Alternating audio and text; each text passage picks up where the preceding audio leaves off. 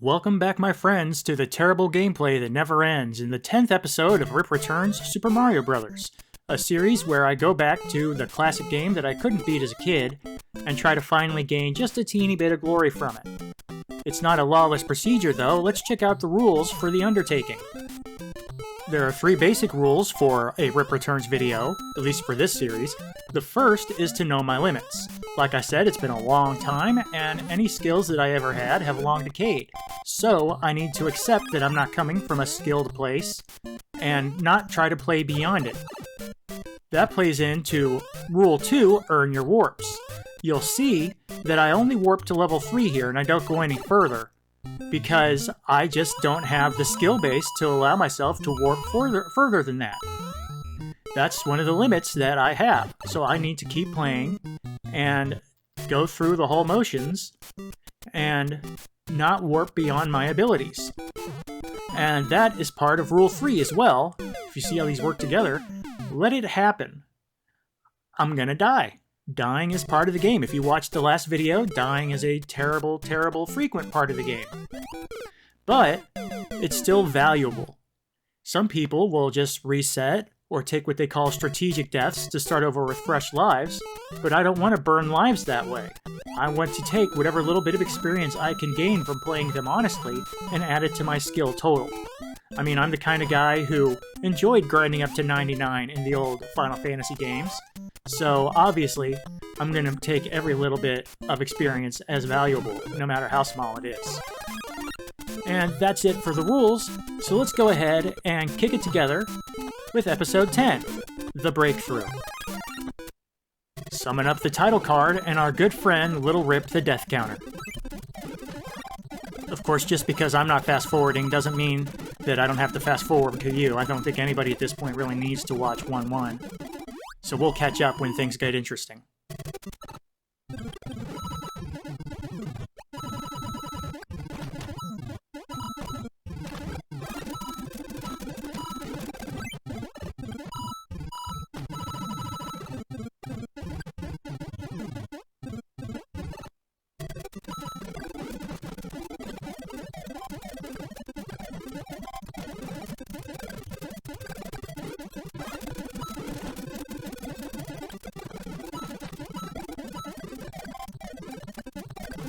Going into 3-1 with a full head of steam, no reason to slow down, even though I do blow the Koopa trick again. But we're going to keep on going until we get to the first deaths, which I suppose is what anybody who's watching is actually watching for.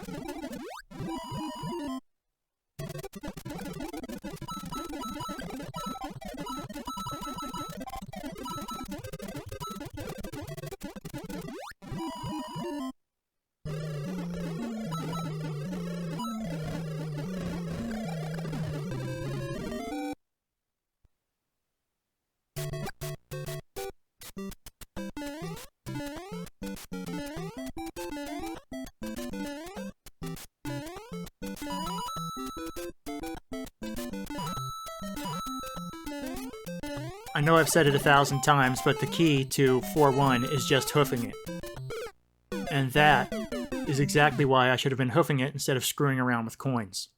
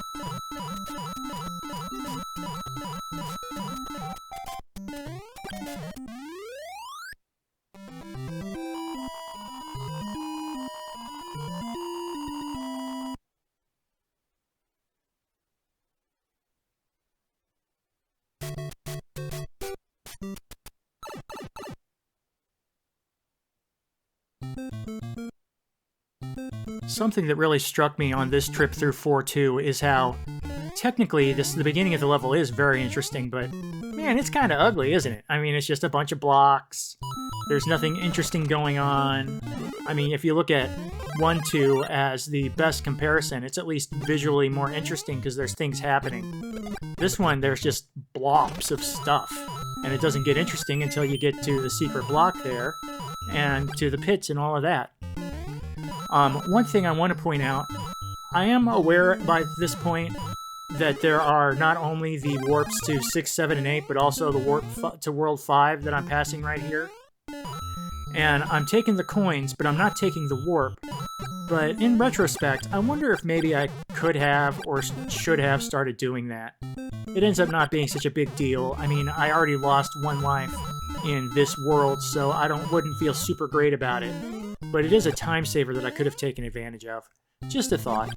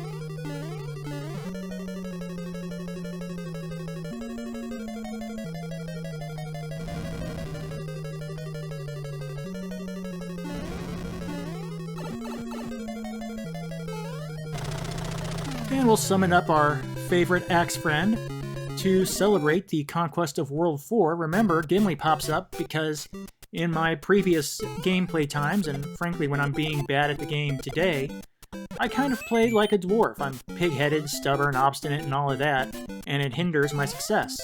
And that's something that I'm trying to overcome with this playthrough, though you'll still definitely see at times through the course of this series that it does come out.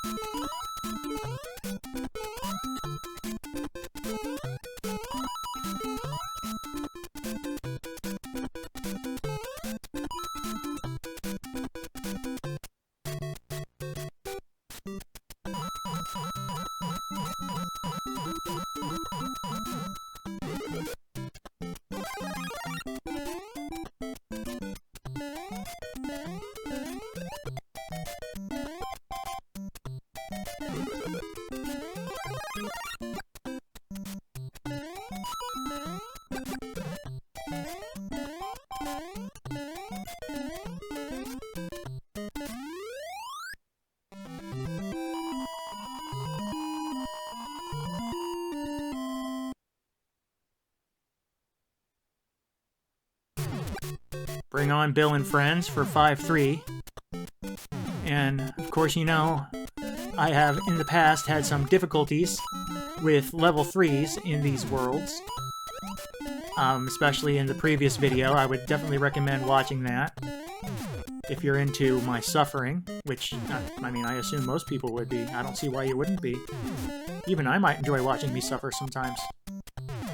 Anywho, I am, again, aware of the coin trick here, where if you get all the coins in the level 3 of the previous world... Anyway, if you get all the coins in the level 3, then the following level 1, so in this case 6-1, will have a hidden 1-up that you can get.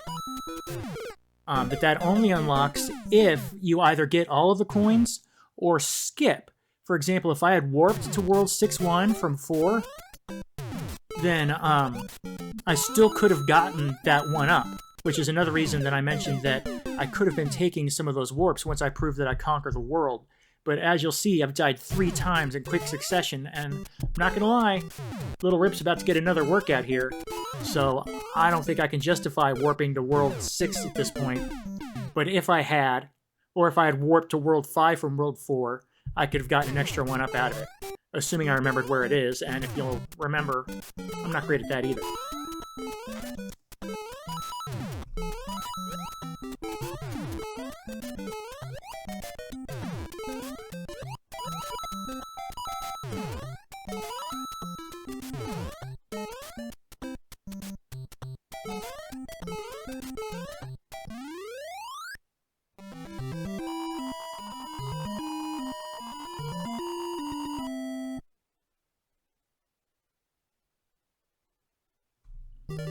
Okay, I guess we should talk about the firebar trick again. It's not really a trick, it's just common sense.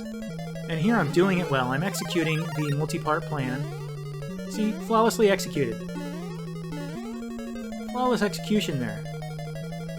And I'm just proud of myself that I finally figured it out, but, I mean, it's video number 10 at this point. I should have had it by now. That one's a little embarrassing, that was unnecessary. That, however, is what I'm really embarrassed about.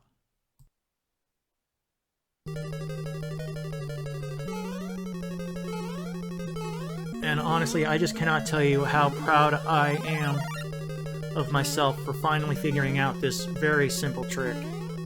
I mean, like I said, it's not even really a trick, it's just a common sense thing.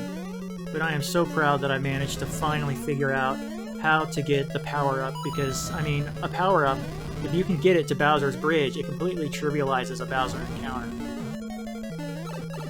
Like right there, I missed the jump, and I love doing that Bowser over jump. But I completely trivialized the encounter by having the hit protection. Or what do they call it? I don't know, immunity frames or whatever. I don't know, I should know this. I've platinumed 3 freaking Souls games. You would think I would have it by this point. Anywho.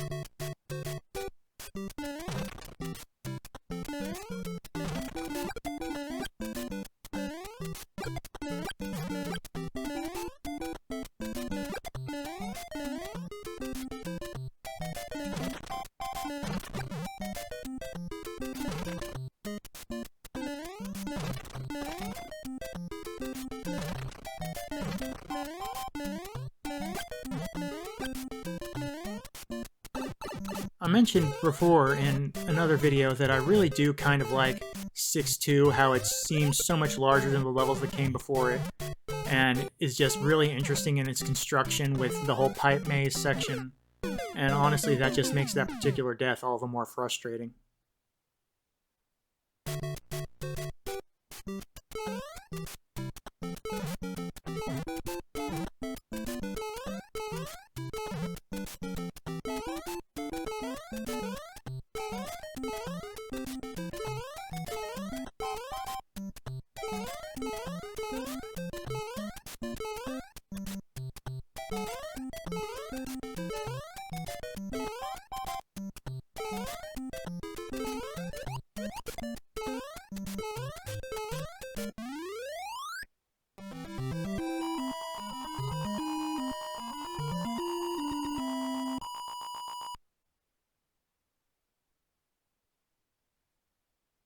Three lives in 6-3. If you'll remember episode 9, I had 8 lives coming into 6-3 and blew every single one.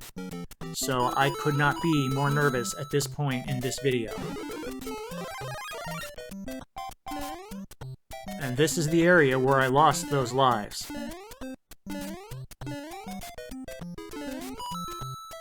And another stupid, silly death right there, probably because I'm focusing on coins over just getting through it. So we're getting back on the bike now, and I think we should talk about the downside to the level 3 coin gambit, or whatever you would like to call it. It's really something that I, at my skill level, should be avoiding. A 1-up seems like such a tempting and delicious prize, but the fact of the matter is, at my skill level, it's just not worth it. I mean, the amount of lives that I would have to trade away to get that 1 life are going to more than devalue it. They're going to make it almost completely unnecessary. I've shown my capacity to die in this level, and frankly, when I'm pulling stunts like I just pulled right there that I just barely recovered from, I've got no right trying to squeeze an extra level out of it. But we have succeeded, and we're on to 6-4, and things are starting to get just a little tense. 6-4 is, I mean, well, we've talked before, a lot of the Bowser levels are just, you know, more challenging versions of earlier layouts. But 6-4, to me, is a little less frustrating than 5, just because it doesn't have that initial barrier in the extra long fire bar. So it really allows me to just move through it with a lot more confidence. You see, I barely even had to worry about any of that. I did screw up with the fireballs, but I got the axe, and that's all that really matters. And I'm on to a big World 7. Very happy about that. And since it's World 7, the intensity is just sky high now, and man, they really stopped holding back, didn't they?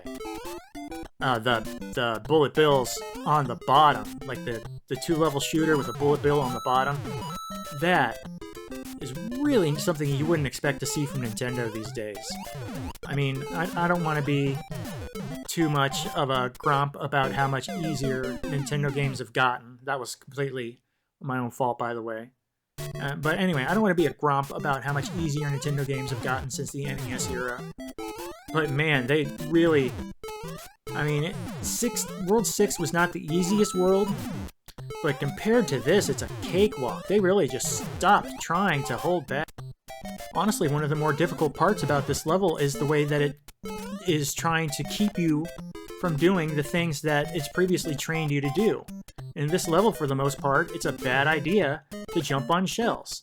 In World 5, the first thing you were supposed to do in 5.1 was hit the first shell you could find and ride it all the way to a 1-up.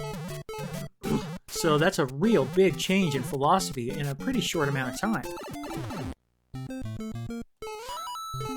But at least we've got, you know, our little respites, like a little coin bonus, and back onto the grind. Of course, we also have a ton of Hammer Brothers in this level, and they are a little less chill than we've seen previously. They're not terrible still. I mean, I'm sure I'm going to take deaths to these Hammer Brothers at one point or another, but I mean, that Bullet Bill setup is way worse than the Hammer Brothers there. And that's completely down to scrolling. If you scroll too aggressively, those Hammer Brothers are going to set you up perfectly to get shot by one of those bullets. Here's another chance for 1-ups that, ooh, nope. I almost could have had a second there, but I didn't. On to 7-2, and we are beyond our furthest ever endeavors in this game. Very exciting stuff. Unfortunately, as you may recall, 7-2 is a water world. Well, I ain't got no gills, and I ain't Kevin Costner, so let's see what I can pull off here. Honestly, the water levels are not the hassle that I internally make them out to be. It's definitely a place where anxieties from my childhood are way more prevalent. See, let me finish the thought. Anxieties from my childhood about playing certain parts of the game have endured much more than any skill have.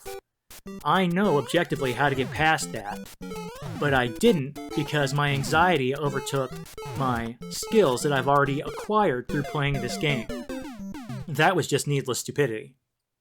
But going back, I know that the bloopers will not come down to the bottom of the level if that's where you stay, and I know that you can use that to kite them away from where you want to go and then get there once they're out of the way.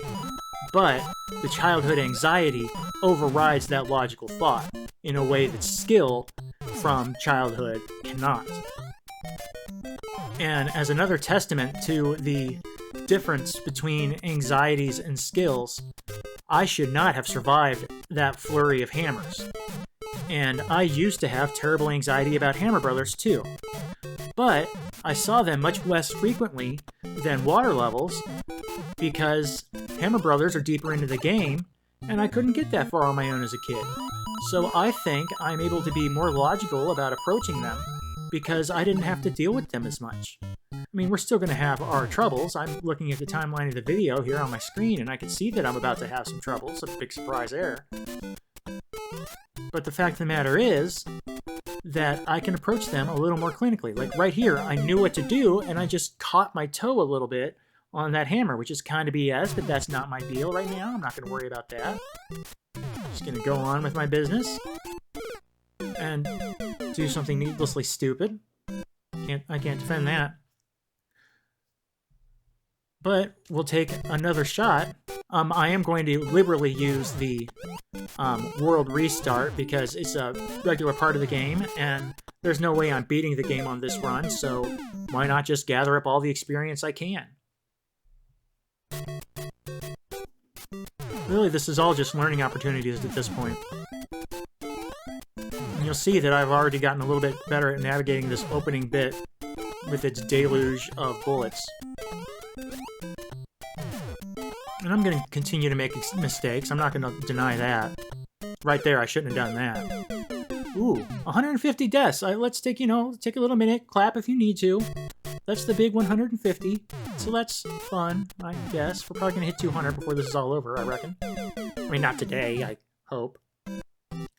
But, again, as we accrue the deaths and the cheap, sad deaths, I'm just going to keep on repeating. Take a couple more shots at this because I've got no reason not to. All I can gain is experience. And if I don't get frustrated and shut off the game, then I'm just going to keep accruing that experience, and that's going to help me get through the rest of this.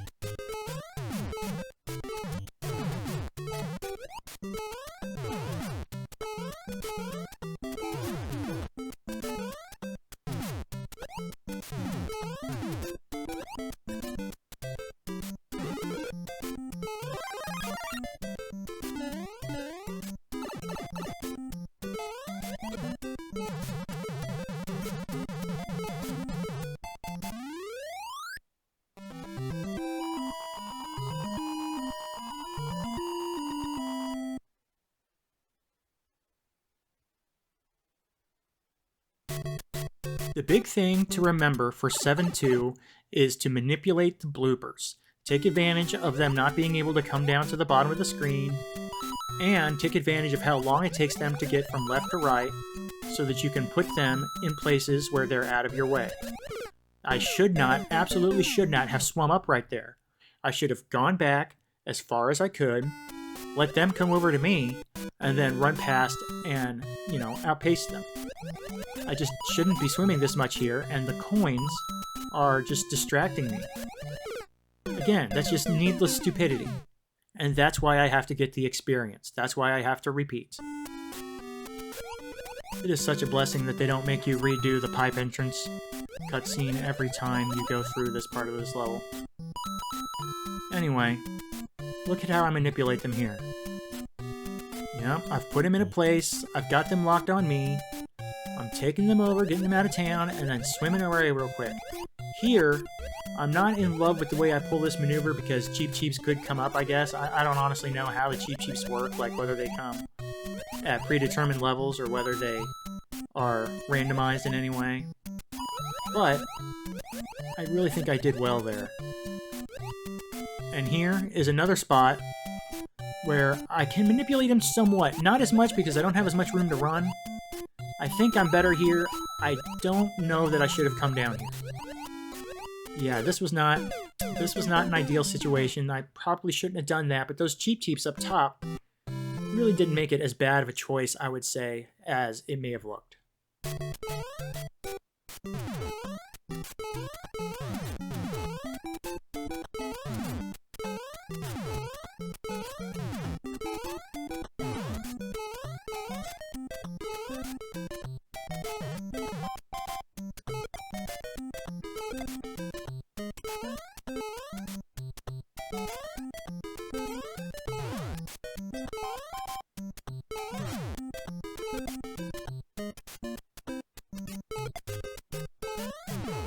So we're really navigating things well at this point. Very proud of that. Trampoline is a bit of a tender area, obviously. Oh my god. Yeah, see, that's indefensibly bad on my part. Really, you just have to learn to let it go. Even a super mushroom, you just have to learn to let it go sometimes for the sake of not dying. I mean, sure, maybe I'll die in the next level because I let it go, but at least I got to the next level, you know what I mean? I'd rather die to a Cheep Cheep that I earned, rather than die because I fell into a hole trying to get a mushroom. See? Nah. Oh my goodness, I did not deserve that. And I lost out on my chance to not get the 1-ups off of the Buzzy Beetles, so I don't know. That's a push. Not a great job there.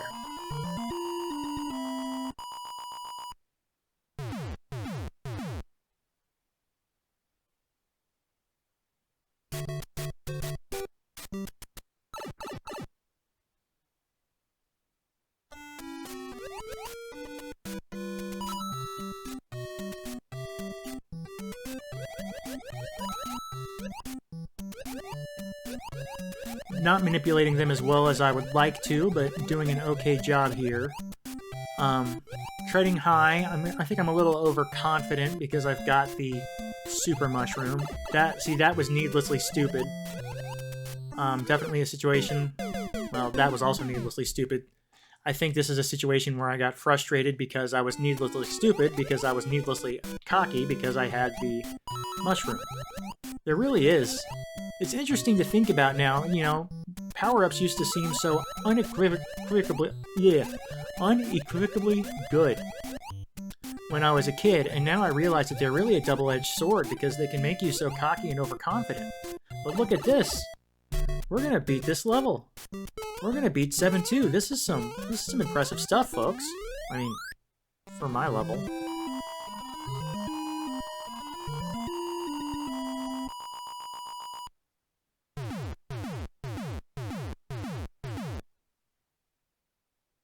(7-3) with 1 life. This is some Blaze of Glory type stuff right here. And it's a cheap bridge. And we're going to take some cheap deaths on this one, aren't we? And notice, at least I'm not focusing too much on the coins. Ooh! Definitely should have died there. Anyway, I am collecting some coins because I think I'm a little too devil may care at this point. Yes, I do get the super mushroom. That feels very good. But I'm starting to get up a little bit of a head of steam here. Playing well, that's a very... Ooh, that Paracoopa... Or Paratroopa? I don't know. That's a very precariously placed one, isn't he? That was a sure death. That would have been a death. And sweet Mary Mother of Mercy, we're gonna head to 7-4. Can you believe it? We still have 1 life, don't we? Tell us. 1 life. Alright. Gird your loins. Oh yeah, 7 is a path level. And... Ooh, I did it right. I didn't look this one up, I don't think. Or did I do it right? I have no idea. Yes? I'm gonna go with yes. Yes, I did. I might actually have remembered that. I don't honestly know. I know I had to look up 8. I had to look up World 8 to figure out what was going on. And there we go. World 8. We're going to the big show for the very first time in Rip Returns. We have reached the plateau. Of course, World 8 is relentlessly cruel from start to finish, and I just buzzied myself to death, but this is definitely a time to take one more good crack at it. I mean, how often are we going to get back here? It doesn't start off too terribly, but then as soon as you get to those gaps, you start to get the feeling that, oh, maybe this isn't so cool, man. But I have not realized the true terror of this level yet. So far, it's manageable. It's definitely intense. There's definitely more monsters, or mobs, or whatever the heck we're calling them. Mushrooms and turtles, at any rate. But it's not uncontrollably bad. I mean, we're not seeing pure insanity yet. We are getting the notion that the level is definitely longer. We're definitely more in the World 6 and on side, where the levels just keep going. And we do have, obviously, a little more challenging setups, like these walls are higher than they would seem to be other places. But it's these gaps in the ground, oof, that was rough. It's these gaps in the ground that are really tough. The true terror, though, is this. World 8 has no checkpoints. And that is demoralizing. And you realize that you're playing through what feels like the longest level in the game, and it's got no checkpoints. Oh well, I guess that's, you know, no checkpoints means more time to gain experience. Although at this point, gaining experience and dying and losing progress start to merge into a rather horrible molasses of crap.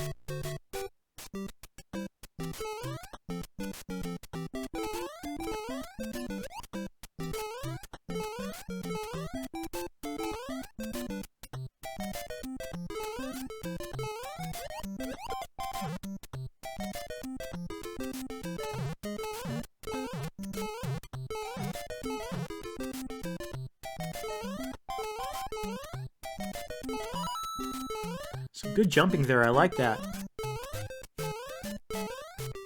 See, that little tease there almost felt like it was coming up to the flag. Of course it wasn't. But those 3 sequential, each raised higher than the last pipe, those kind of feel like a flag setup until you get there and realize that they're not the flag setup quite yet. So you're back off to the races.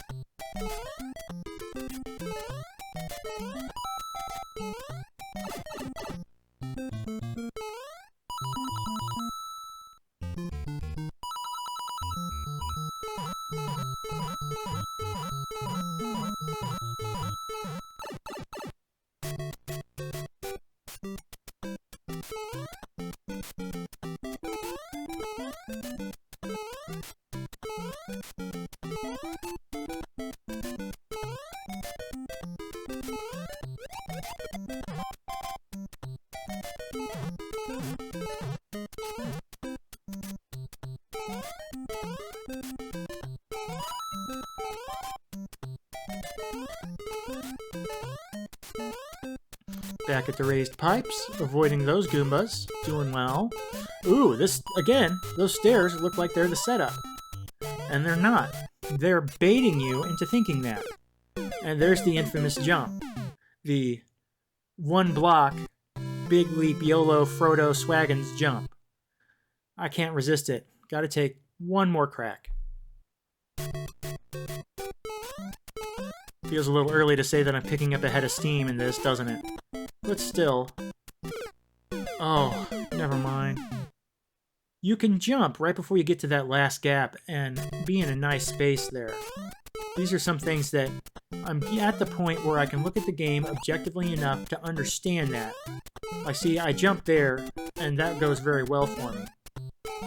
So I'm beginning to put together pieces of what I should do in this level, but also just how you should approach levels in general. I mean, there's few other situations in the game that you have to do stuff quite like that, but still, you're in the kind of mentally headspace you need to be. And that's nice. Let this guy go by, and he just falls down. And he falls down. Never mind, carry on. That feels like there should be Hammer... Oh, anyway, that felt like that should have been a Hammer Brothers spot. Glad it wasn't, but you know what I mean. Alright, this is going to be the final life. Let's see what we learn. Do well through here. Not focusing too much on killing enemies or kicking shells, and I think that's really the right choice. You're just not going to gain enough from it. There's not any spot here where you can get a 1-up by kicking through enemies. There's no sequential point bonuses for 1-ups. And there we see, for our final life, why you shouldn't kick shells. But progress has been made. Check in next time for episode 11.